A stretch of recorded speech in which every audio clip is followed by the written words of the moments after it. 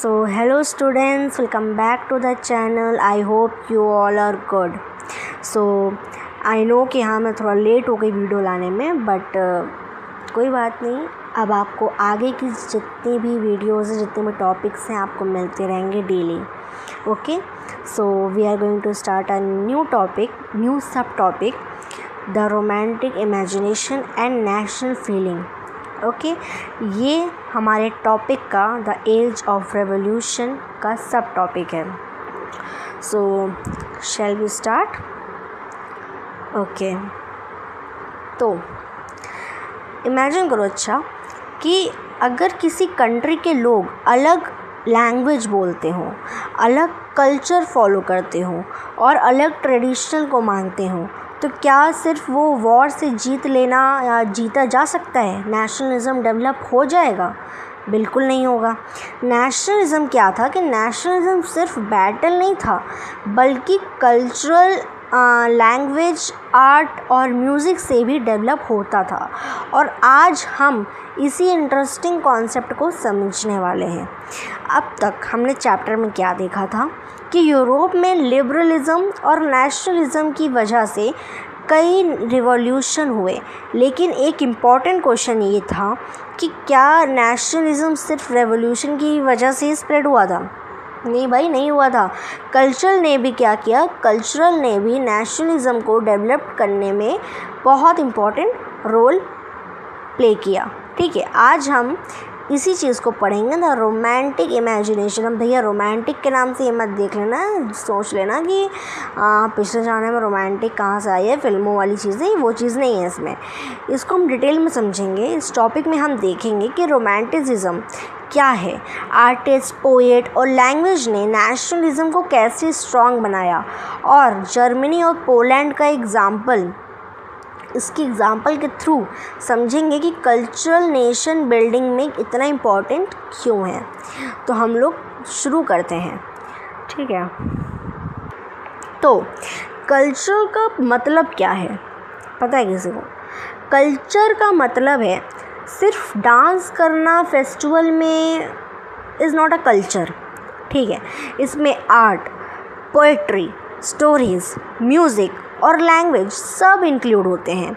ये सब सिटीज़न लोगों के एक कह लो कि इमोशंस को कंट्रोल या कह लो कनेक्ट करते हैं और उन्हें ये फीलिंग देते हैं कि हम सब एक ही नेशन के हिस्सा हैं। इसी शेयर्ड आइडेंटिटी ने धीरे धीरे क्या किया? नेशनलिज़म को और स्ट्रॉन्ग बनाया।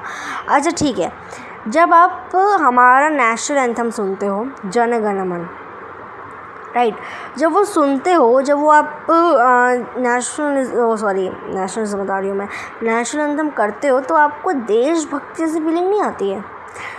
तो वही चीज़ हम बता रहे हैं।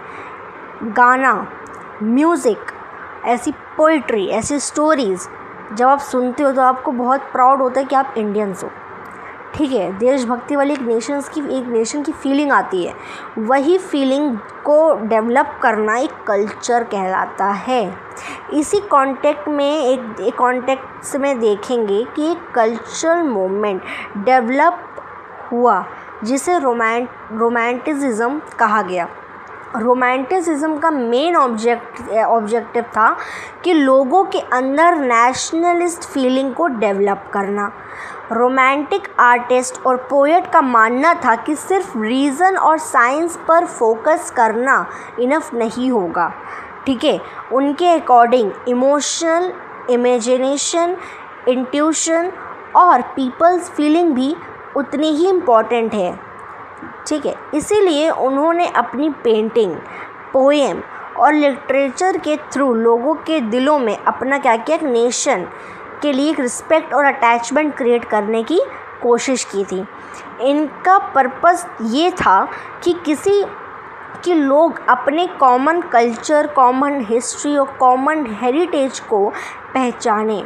जब लोगों को अपना शेयर्ड पास्ट याद आता है, तब उनके अंदर क्या होता है? एक नेशन के लिए क्या होता है कि कह लो कि बिलोंगनेस और यूनिटी की फीलिंग ऑटोमेटिकली डेवलप होने लगती है।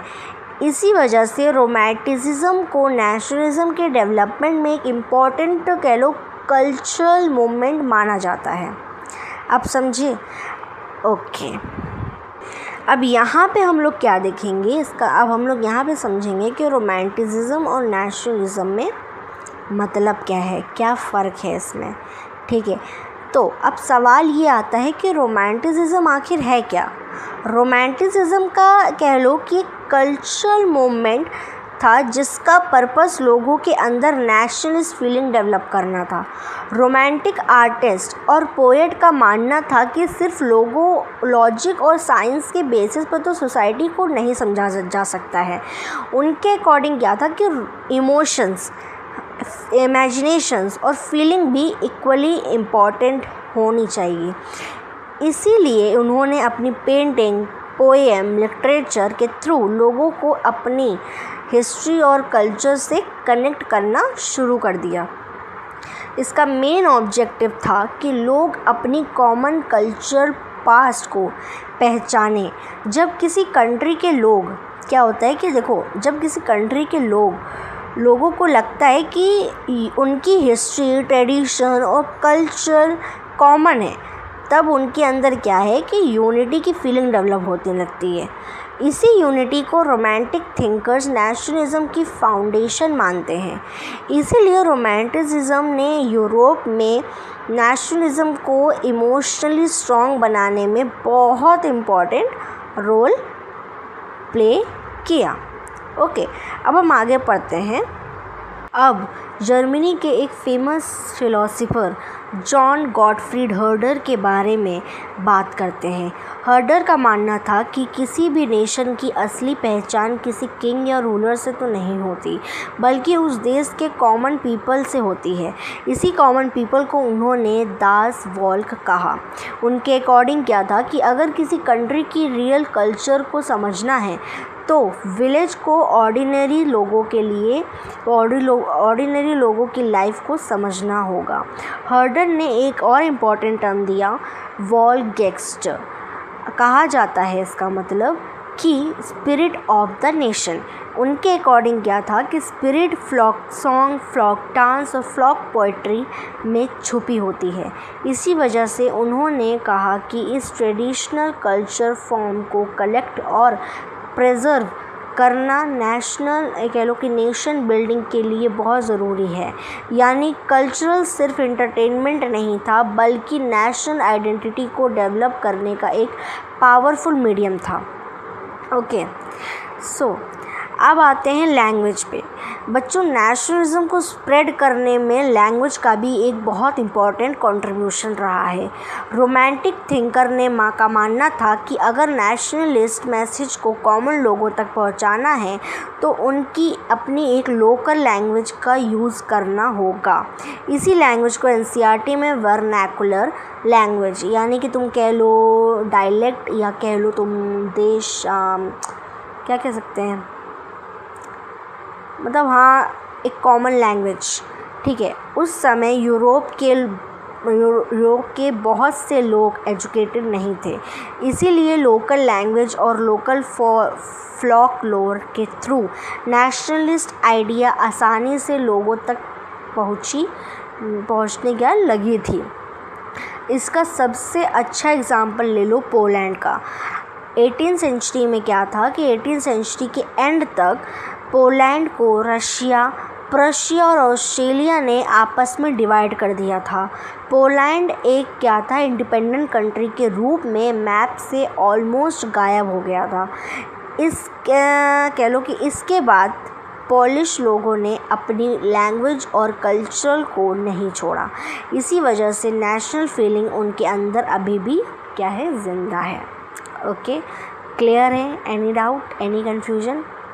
ओके, तो अब हम लोग बात करते हैं कि पोलैंड में नेशनलिज्म को अलाइव रखने में म्यूज़िक का भी एक बहुत इम्पॉर्टेंट रोल था। फेमस म्यूजिशियन कैरोल कुरपिंस्की ने अपने क्या कह लो कि ऑपरेस और म्यूज़िक के थ्रू नेशनल स्ट्रगल को एक्सप्रेस किया। उन्होंने ट्रेडिशनल पोलिश फ्लोक डांस जैसे कि पोलोनीज और माज़ोर्का को नेशनल सिंबल बना दिया। इससे लोग अपने कल्चर पर प्राउड फील करने लगे और उनके अंदर क्या हुआ कि नेशनल आइडेंटिटी और स्ट्रॉन्ग हुई। यानी कि हमने एक इम्पॉर्टेंट बात समझा कि कभी कभी किसी नेशन को यूनाइटेड रखने के लिए वेपन से ज़्यादा पावरफुल कल्चर और म्यूज़िक होता है। पोलैंड पॉलिटिकली इंडिपेंडेंट नहीं था, लेकिन उनकी लैंग्वेज और म्यूज़िक ने नेशनलिज्म को सरवाइव करने में बहुत हेल्प की। तो अब हम लोग लैंग्वेज की इम्पोर्टेंस और क्लियरली समझते हैं। जब रशिया ने पोलैंड पर कंट्रोल इस्टेब्लिश किया था तो उसने स्कूल से पोलिश लैंग्वेज को हटा दिया। हर जगह रशियन लैंग्वेज इम्पोज कर दी। इसका पर्पस था कि पोलिश लैंग्वेज को धीरे धीरे ख़त्म करना, लेकिन क्या पोलिश लोगों ने इसे एक्सेप्ट नहीं किया।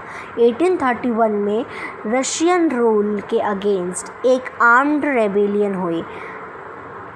हालांकि ये रिवॉल्ट सक्सेसफुली नहीं हुआ, लेकिन इसके बाद पोलैंड के जो प्रीस्ट और कह लो कि बिशोप्स ने पोलिश लैंग्वेज को रेजिस्टेंस का सिंबल बना दिया। चर्च गैदरिंग और रिलीजन एजुकेशन में सिर्फ पोलिश लैंग्वेज का ही यूज़ होने लगा। रशियन गवर्नमेंट ने इसके लिए प्रीस्ट को जेल भी भेजा, लेकिन क्या था कि फिर भी पोलिश लैंग्वेज नेशनल रेजिस्टेंस का सिंबल बन गया। मतलब देख रहे हो पोलैंड वाले कितने अपने देश को लेके कितना ज़्यादा वो हैं, लड़ रहे हैं उनके लिए, अपनी लैंग्वेज अपनी भाषा को बचा रहे हैं। देख रहे हो। तो अब बच्चों अब जो हम लोग पेंटिंग देख रहे हैं, हालांकि मैंने इस पेंटिंग को थोड़ा लेट में रखा है क्योंकि लास्ट में रखा है, क्योंकि मैंने सोचा कि मैं पूरा टॉपिक कंप्लीट करा देती हूँ तब शुरू करते हैं। तो ये जो पेंटिंग आप देख रहे हो ये famous French romantic painter Eugene Delacroix की पेंटिंग है। इसका नेम है द मार्सियर एट च्यूज़ 1824। इस पेंटिंग में ग्रीस के लोगों पर तुर्क्स के अटैक को दिखाया गया है, जहां हज़ारों ग्रीक की डेथ हुई है। डेलाक्रॉक्स ने स्पेशली वुमेन और चिल्ड्रन की सफरिंग को हाईलाइट किया ताकि लोग इमोशनली कनेक्ट कर सकें और ग्रीक के इंडिपेंडेंस मूवमेंट को सपोर्ट करें। तो आज ही यहाँ पे हमारा ये जो सब टॉपिक है ये हमारा कंप्लीट होता है। आई होप आज का ये जो लेक्चर है आपको अच्छा लगा होगा, समझ में आया होगा। अगर आपको वीडियो हेल्पफुल लगे तो वीडियो को लाइक ज़रूर करिएगा, अपने दोस्तों को शेयर कीजिए और चैनल को सब्सक्राइब करना मत भूलिएगा। और हाँ, आगे की वीडियो आती रहेंगी। मैं जानती हूँ बहुत लेट हो गया है, बहुत लेट से ही वीडियो आई है, बट अब आपको डेली वीडियो मिलती रहेगी। तो हम चलते हैं अगले टॉपिक पे, नेक्स्ट लेक्चर पे, नेक्स्ट डे। जो हमारा 3.2 है, hunger, hardship and popular revolt. तो इसको पढ़ेंगे, जिसमें हम समझेंगे कि इकोनॉमिक प्रॉब्लम, अनएम्प्लॉयमेंट और फूड क्राइसिस। तो तब तक के लिए thank you so much for watching video and take care, keep smiling and I will see you in the next lecture. Goodbye. Tata.